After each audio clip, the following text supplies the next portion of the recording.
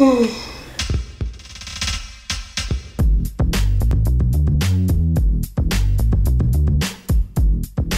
back to episode 13 of Can You Not? In Can You Not related news, we were just discussing this a second before, the rapper B.O.B. has put out some tweets declaring the world is flat. And has garnered much interest from his fans who are starting to hop on board with the idea. No, they're not. They are? A lot of them are. I saw a lot of people agreeing, like, you know what, maybe he's right. He could be right. And as we are also discussing, Neil deGrasse Tyson, who is amazing, was posting some rebuttals to it, and in return, B.O.B. did a diss track, which I think it's bizarre that... he dissed a physicist? Yes. He dropped a track to diss a physicist. Yep. What is 2016? I've never thought I would hear such a thing. We're off to a weird start. That's bizarre. If this was the 90s, they'd be like, Bill Nye. Now I want to hear a Bill Nye diss track. What could you possibly get Bill? Well, okay, you could probably get some climate change deniers to put out something.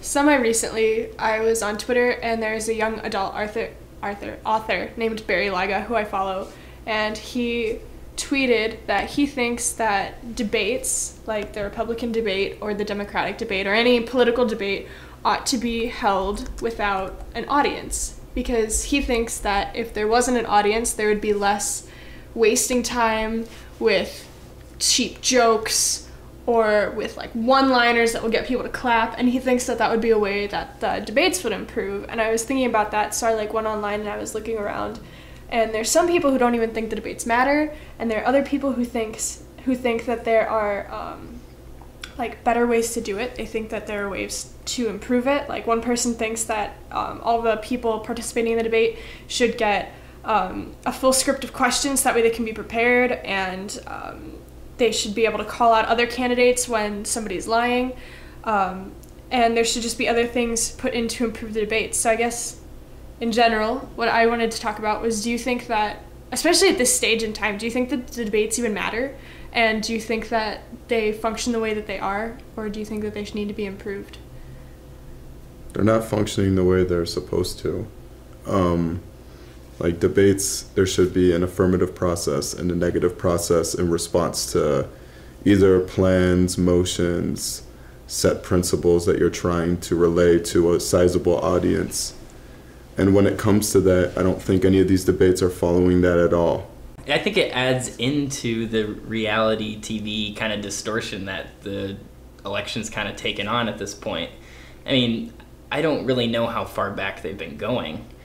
I should probably look it up, but... Well, I'm sure debates have been going on for a long time, because at one point, you didn't have the internet, you didn't have access to all these different things where you could just what are these person's views? What are they going to do? You had to actually listen to what they said, or read publications, if you even could read at this time. Yeah. But I just think it takes on a different meaning today in a world where we like a lot of sound bites and we like a lot of snippy comments, and that's an interesting idea, not having an audience, because I think you're right. I think there are some things where it seems unnecessary trying to appeal to a crowd that is already, for the most part, agreeing with you in a sense. There was not a debate. I remember there was a thing that it was kind of an informal thing that they did on the Democratic side of things, where it was basically a sit down, and I think it was Rachel Maddow who conducted it, and I think that seemed a lot more reasonable. You know, it wasn't like them spatting off and not getting to finish sentences and having a time limit. It was like her sitting down and talking about their policies in front of a group of people. And I think she went through each of the 3 Democratic candidates and did that with them. And it was kind of a moderation. It was still a moderated thing, but it wasn't a debate, I guess. I don't know. I wonder if that would be more suitable. Yeah, I thought the idea of removing an audience is kind of interesting, because, like I said, you figure debates originally started so that way you could understand what the candidates stood and what they were going to do in office, or at least what they were going to tell you that they were going to do in office, and just entirely removing an audience from that. But it would be interesting, but I don't know if it would if just doing that would like solve the problem of the candidates just trying to rip on each other. Like, because even now, if you go online and look up the debate, it's like the best zingers from their GOP debate, and it's that doesn't matter. You know, I think that's interesting, but and it seems a lot of it is just done in such a way where people are just trying to catch people in a lie, or they're trying to catch them saying something that they changed their mind on after 5 years or whatever. It just seems like you said, it's like you both said, it's not really serving its purpose at this point. So I don't know. Yeah, and one of the arguments is that I'm on a thing called politicalwritinggame.com. It's just a post that I found. It's somebody's opinion, but they think that a big part of the debate should be seeing how these two candidates can square off against each other, because in their opinion, if a candidate can't even hold their own against somebody like Donald Trump or Hillary Clinton, like you can't defend your ideals against somebody like that, how is anybody going to defend the United States, I guess, like if you're in a conversation with like Putin or with somebody else? So having that face-to-face thing is really useful. So I think the debates are useful, because some people don't think the debates matter at all. Like there are even politicists, political science people who think that the debates are useless. But I still think that they serve a purpose, even though we have the internet and stuff. But do you think that they could be improved in any other ways? Like, because there has to be a way to make it better. It's so broken, like the way that it's handled right now. I don't think it should be hosted by any television channel other than like a government public access channel like C.SPAN or PBS, like these kind of channels, because one, a more sizable audience can view this, because when you're going on to these cable networks, not everyone can afford it. So you're not having this issue of a classist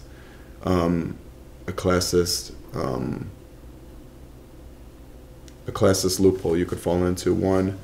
Two, when you're looking at this further, I would like to see a debate where there's no people in the audience, like it was stated.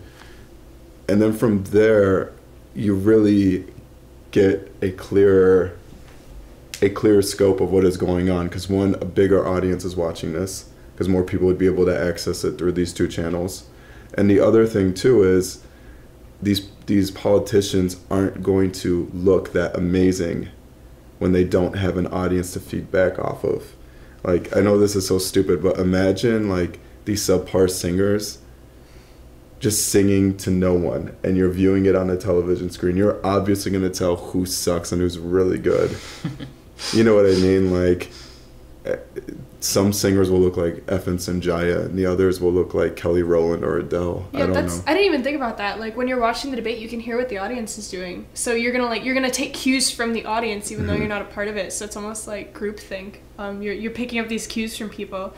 Whereas if you were just watching it, or even reading maybe a line by line of it online, you wouldn't have people telling you this is where you clap, this is what's happening. So that would be really, really interesting to see the different kinds of interpretations that would come out of not having the feedback from the audience. Yeah, there's a lot of psychology behind things like, say, laugh tracks for a sitcom. You know, we like to diss them because, yeah, they're dumb, and I personally don't like shows with laugh tracks. But it has been shown time and time again, people's emotions are much, much higher when they're watching something with a laugh track, and they tend to laugh in a lot of places they wouldn't have normally laughed in overall. I've actually heard people, I'll be talking to somebody about Big Bang Theory, and I'm like, I don't like the laugh track, and somebody actually said to me, but how would I know when to laugh without the laugh track? I'm just like, oh, Were they serious? Yes. Yes, they were serious. That's the sad thing. Is it someone I know without a name that we should not state? Okay. Yeah, okay, I know what you're talking about. I mean, the Big Bang Theory is basically like, I said something nerdy, therefore it's a nerdy joke, and the audience is like, I just said something with big science words. Oh, he's nerd. I know what that word is. I know that. I know he said the Star Wars thing. I should laugh here. I've seen one episode, and I turned it off so quick. It was not even like it happened. It just, whoops, where did it go? It disappeared. I like it when people are like, oh, you like physics? You'd love the Big Bang Theory. And I sat down and watched one episode, just like, You're like, where's the physics, though? It's more. Where's the physics, though? It's more for people who like to think they're smart. And, yeah. Well, I feel like we probably just insulted half our audience who we enjoy. Oh, no. We have a habit of doing that, though. We like to scare away our audience quite a bit. Yeah, and our sponsors. But anyway, circling back, well, one of the arguments against having debates at all is that this is on CNN, the debates have taken up too much time for the candidates and their campaigns. They distract from retail campaigning and fundraising. They give the media too much of a role in the voters' vetting process. So I guess that their point is that when you give the media these candidates who have like 2 minutes to answer a question, they're obviously, the candidates don't have time to prepare because they weren't given the questions. Right. So they're obviously going to have to use pre-made up like thoughts and sentences that they've come up already that generally kind of almost address the question. And that then as soon as you have these like very half thought out responses, the media is just going to grab into whatever they can find and just go with it. Because I think that's a point that I was reading on the other website, was that when you don't let the candidates bring notes, because they're not allowed to bring notes right now, when you don't let the candidates bring notes, obviously they're going to get statistics wrong. I feel like that's a big part of the reason that happens. A lot of the times, I don't think it's necessarily that a candidate is trying to blow up what they're thinking of, but they're kind of thinking as hard as they can on the fly, trying to pull statistics out of the air, and they're not allowed to have notes. So that's an argument against the debates. I feel like debates should still happen. I don't think we should get rid of them. I don't know. I've heard people speculate, with the number of Republican debates compared to Democratic debates. Oh, shoot. Can I just finish my thought real quick? Mm-hmm. Some of them were speculating that Hillary Clinton actually would be doing better if there were more Democratic debates, because her poll numbers tend to go up whenever she does one, because she's very good at them. Mm-hmm. And so some people were saying her fight to actually have less debates might have been a bad thing for her in the long run. What do you think more debates would do for Martin O'Malley? He seems like a nice guy. I feel so bad for him. I always feel bad. Well, I don't feel too crazy bad, but the people who get kicked out to the kiddie table on the Republican debates because there's just so many of them, and they're like, well, we still have a chance, and you're like, you've already been demoted to second tier, guys. I'm sorry. Episodes prior, I went into the discussion of lethal injection or the execution of inmates. Well, we have a governor from Maine who basically made an outrageous statement. He wants to bring the guillotine back. The guillotine? The guillotine? He wants to bring the guillotine back. And he basically went into this. He's like, and this is from MSNBC.com. I think the death penalty should be appropriate for people who kill Mainers. He said he was appalled at critics, and he went further into discussing what we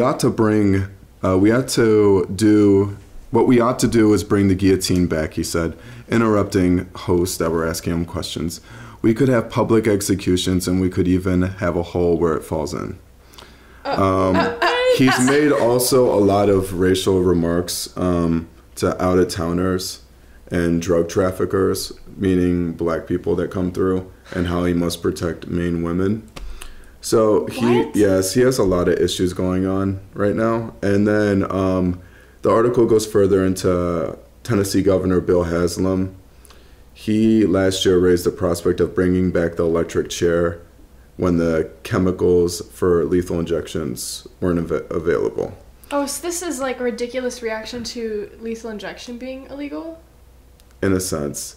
And now what they're saying is Republicans are trying to move backwards with everything? With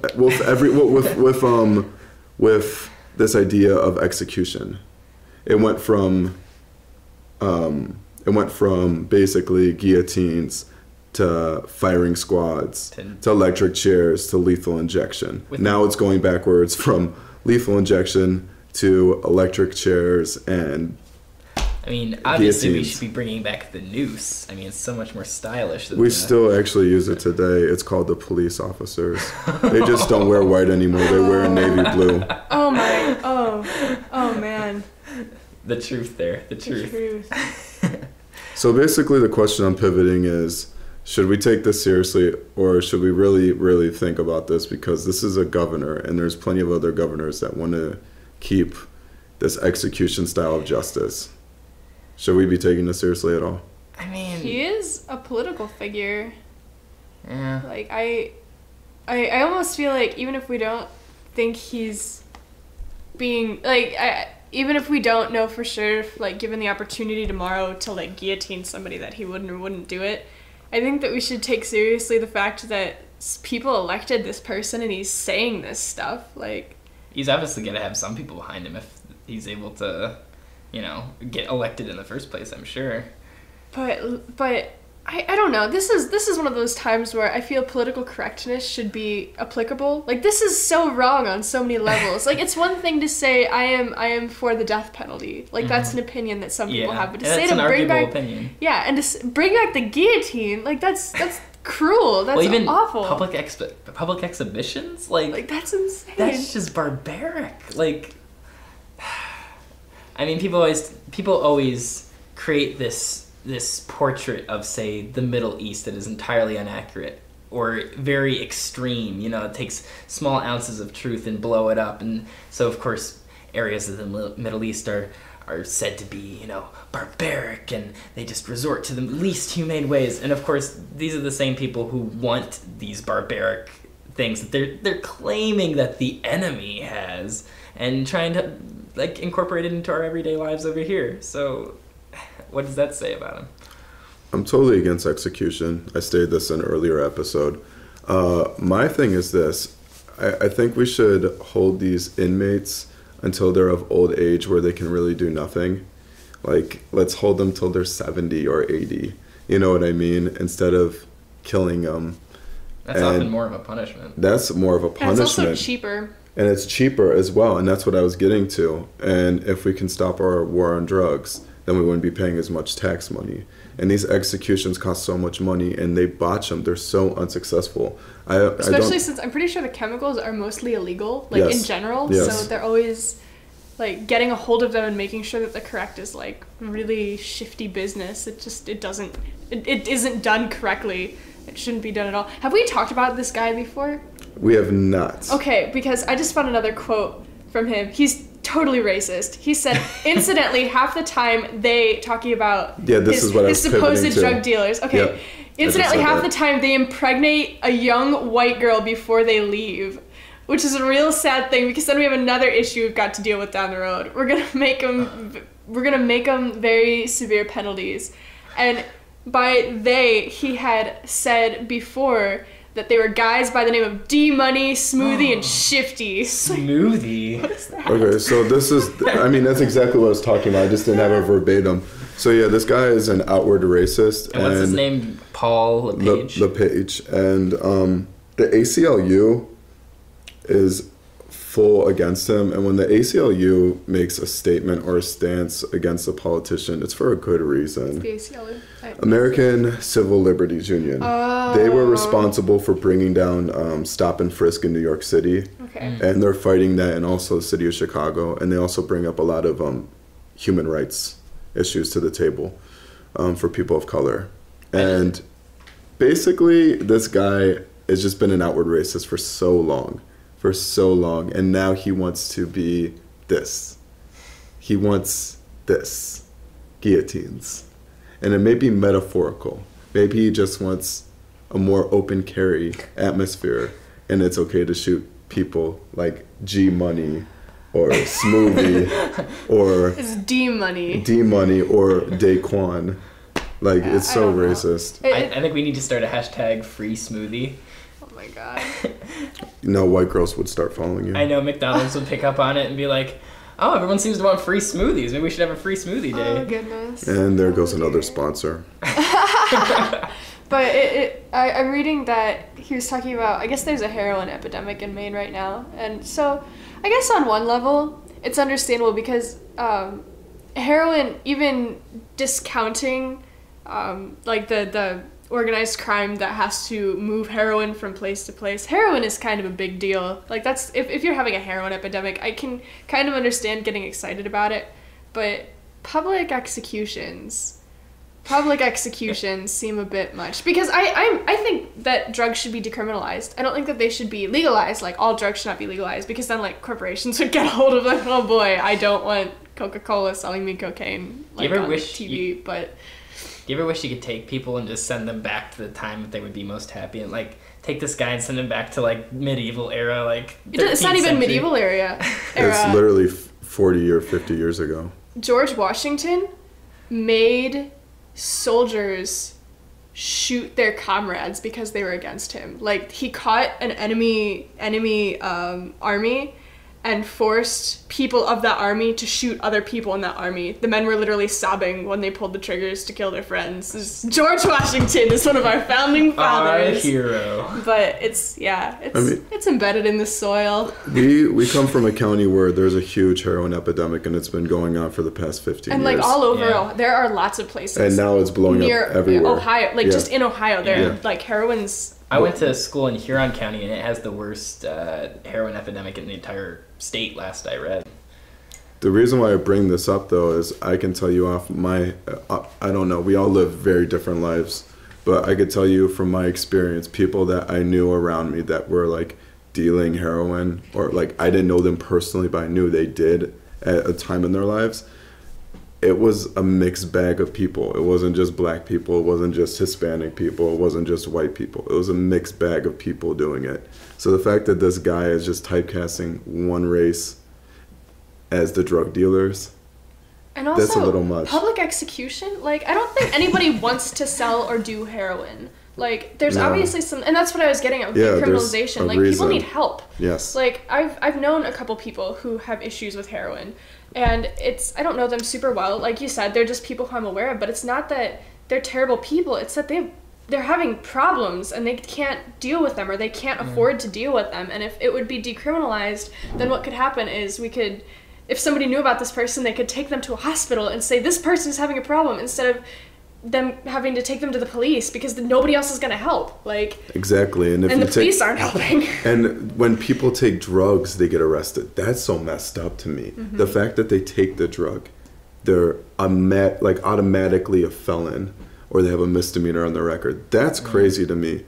Like, we aren't solving the problem. We're then putting them in the system. So then we put these addicts, these people with problems, on the streets. Then they're under a parole officer. And then what's going to happen? They're going to relapse, of course. Then they're back in prison again. Especially since when you let them out of prison, not only are they going back probably to the exact same place that they were, now they've been in prison for however long, and they have this big empty spot, and it's even harder for them to get a job because now they're an ex-convict. It's like, what are they supposed to do, really? Good job solving problems, America. You're really good at that. Oh, we have an answer. It's called reestablish the guillotine. And we also have George Washington on the $1 bill. If you establish the guillotine, you have public executions, then you don't put a person in jail. You get them over with. They don't have to try to get back into society or anything. The problem is done. I think this actually makes a lot of sense now. I never thought Mickey Mouse would say this word for word.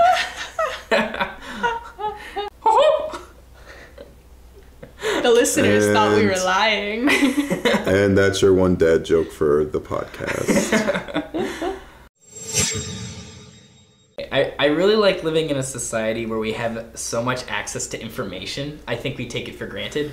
I think it's amazing that we can find things out at our fingertips just without even thinking about it. It's literally in our pockets all the time. However, I also sometimes wonder about like what that influx of content is doing, because on one hand it's really nice to have everything so specialized to my interest and what I like to watch and what I like to read and what I like to listen to. But at the same time, if I'm waking up and I'm watching a YouTube video and then I'm going to school, and then on the way to school I'm listening to a podcast on the way, and then in school I might read a couple articles, and I'm texting people, and I'm thinking about how we're just constantly being spoiled by how much there is to read and how much there is to see and how much there is to do. And sometimes I find it intimidating. People will recommend me, hey, you gotta watch this TV show. I know you would love this. Watch this TV show. I might watch an episode or two, but I don't have time to watch these things. And these recommendations just pile up into this massive thing of like, oh, you gotta read this book, you gotta hear this album, it's like, it feels like every week there's 1,000 new things to take in. Do you mean like people telling you about these things, or do you mean like the internet personalizing advertisements for you? Not so much advertisements. I'm talking about people, I'm talking about stumbling across things, I'm talking about articles that you read.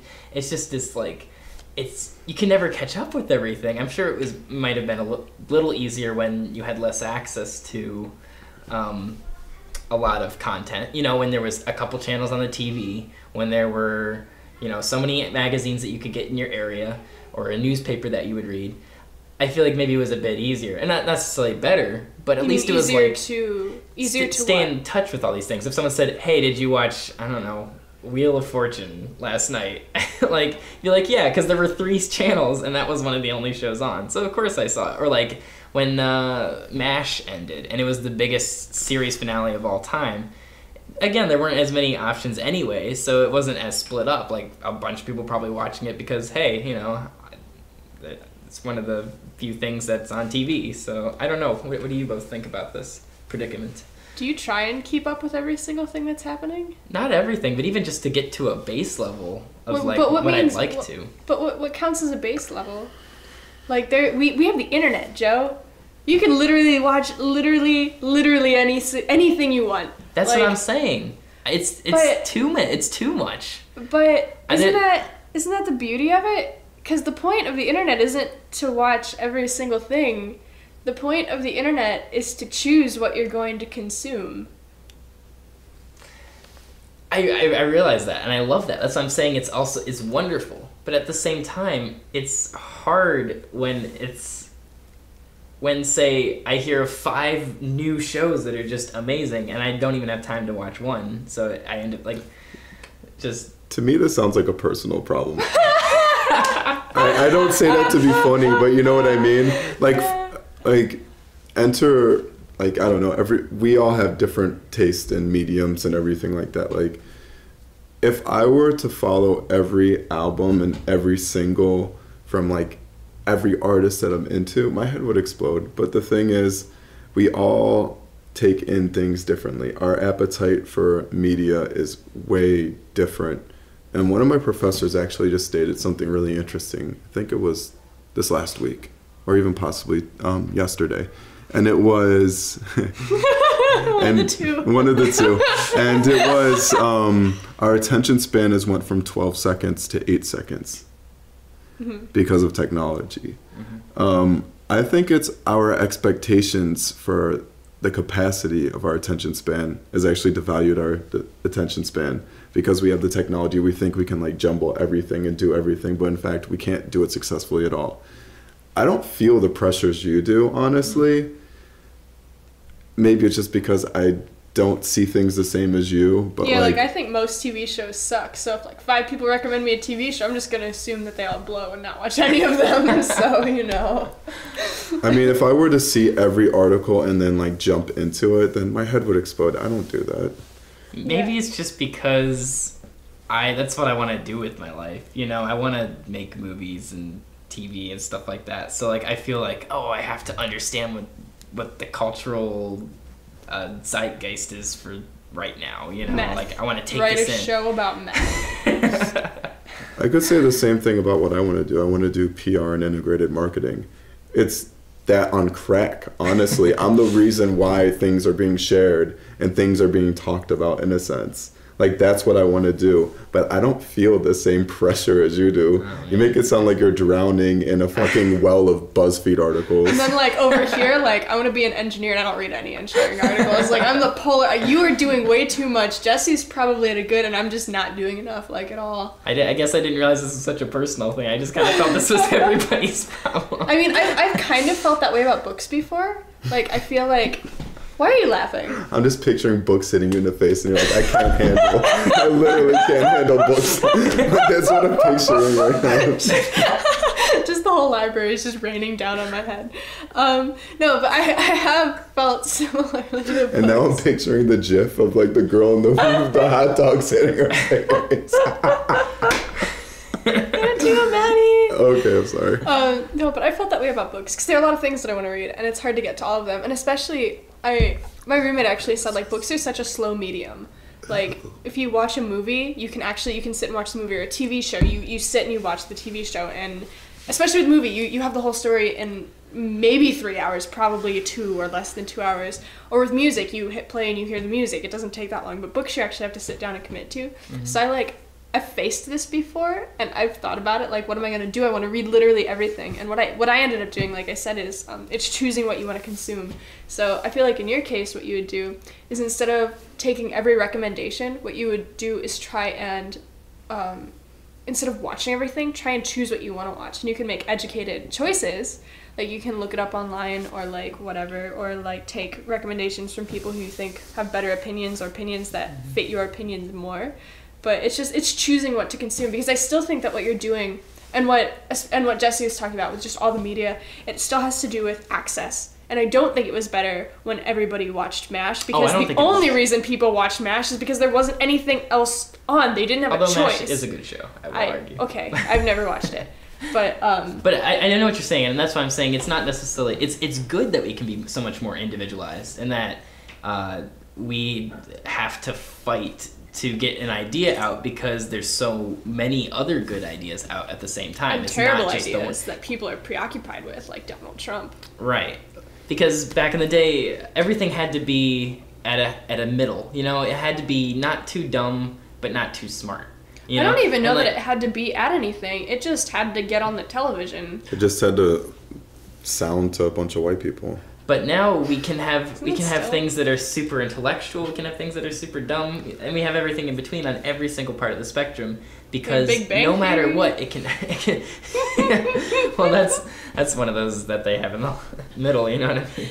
But because they still have to appeal to an audience, right? They still have to appeal to that mainstream, what they consider to be a mainstream audience. They're gonna make it. They're not gonna make it too good, but they're not gonna make it terrible. I don't think they could make it too good if they tried. If we're being real, I don't think anybody could making something too good. I don't think exists. I can't think of any single thing that's too good. But I'm saying there's things that could be better. But like, look at a show like Breaking Bad. That would never get on a regular ABC or NBC. It had to be shown on a network station that was willing to do something that was a little riskier. That would have as big of an audience. A little bit more limited.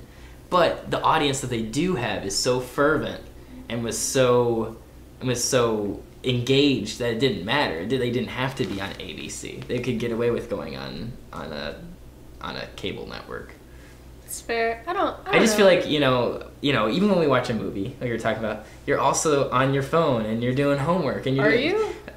This does sound like a personal problem. Yeah, I don't. If I'm watching a movie, if I get bored of the movie, I'll be on my phone. But that just means it's a crappy movie. Really? Yeah. I thought everyone just did other things while they watched movies. I can't do homework. I can't even listen to music and do homework at the same time. Really? Yeah, I lose focus. I have to.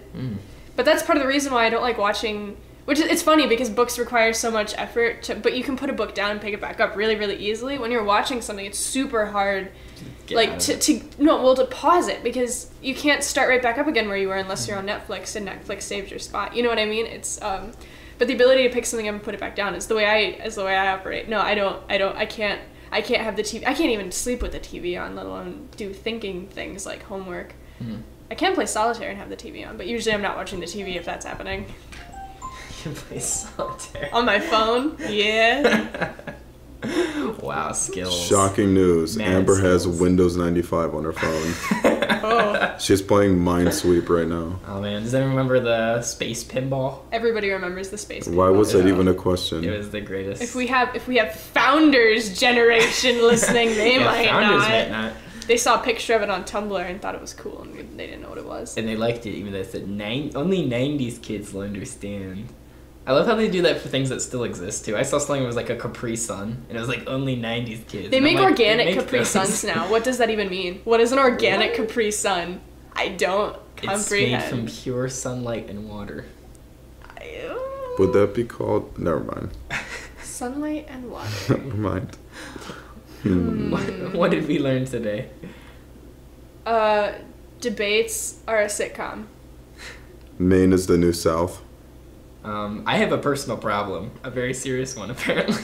I know. You should probably solve it, or else people like G Money and Smoothie might be dealing you mass media. Smoothie. And if so, he might be selling for Netflix, and Netflix might have to get guillotined in public. We also have a brief reminder from Amber. For anybody who's listened before to those one or two episodes where I talked about it, my dad is doing a bike ride in July. It's for the Alzheimer's Association. And basically what he'll be doing is July 15th, he'll be riding 64 miles. July 16th, he'll be riding 89 miles. And July 17th, he'll be riding 99 miles on his bicycle. Wow. And all of the funding is going to go for Alzheimer's research. He needs, I think, $500 in order to participate in the ride. All of the money, including that $500, will go directly to the Alzheimer's Association. He's riding with my mom's two cousins. My great uncle died of Alzheimer's, so that's the team that he's on, is for my great uncle who passed away. And he would really, really appreciate any support anybody has. I know my roommate gave him like $20, and my dad's like gushing about how like kind and considerate he is and stuff. So like even like $5 or $10 would be phenomenal from anybody who has anything to spare, and we'll put a link down in the description for anybody who has any spare change that they could give to my father. That would be wonderful. I know when I get my paycheck eventually and I have a little extra, I do want to contribute. I think that's a very important Joe, thing. you need your money. But also the world does not need Alzheimer's. The world does not need Alzheimer's more than That's I do not true, need money. But you need food. If you need your money to eat food, you can eat food. It's okay. You don't feel guilty if you have to eat food and you literally cannot afford to. Yeah, that's okay too. My roommate has a full-time job, so that's why he was able to give. I just meant that my dad appreciates any and all contributions that one or anybody, number of people may be able to afford. Do you know how close he is currently? I could dig around and find it if you want. It might take a second. In the meantime, I will say you can find us on SoundCloud at soundcloud.com/CYN podcast and on iTunes at Can You Not? Under the podcast category. And we seem to be, like I said, doing a little bit better on iTunes lately. So definitely if you enjoy this show, share it with your friends. We want as many people listening as possible. Okay, my dad has a goal of $1,300. I think he needs, like I said, $500 to participate, and he has currently raised $320. And $320 is 25% of his $1,300 goal. And he's pretty close. Like, that's over halfway to the $500 mark, Yeah. so he can actually do the bike ride. But it's a really great thing to give to. It's not shady like Goodwill and the Salvation Army. So you should totally give my dad money.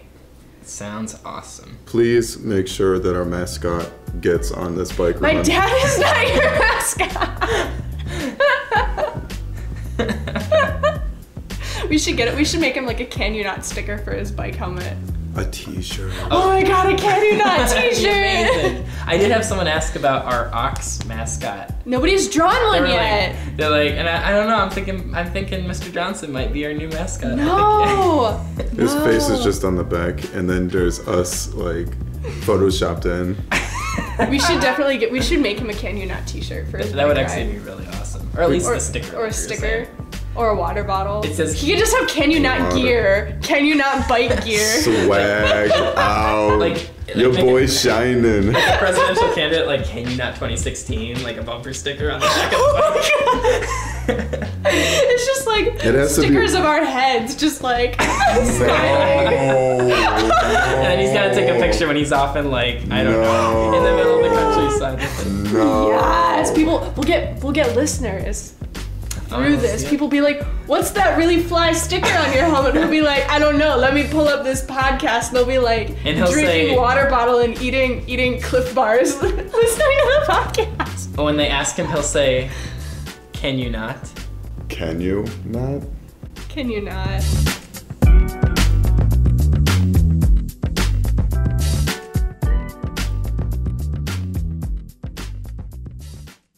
Brrr.